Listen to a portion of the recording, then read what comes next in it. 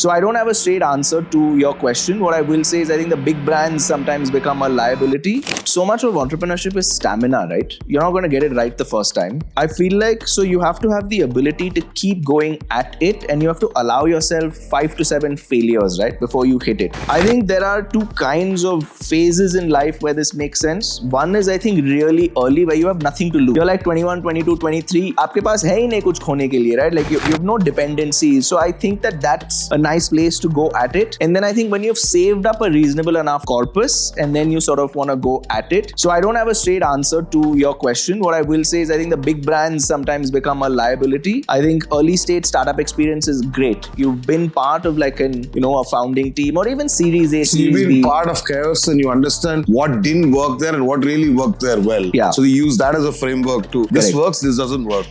Right.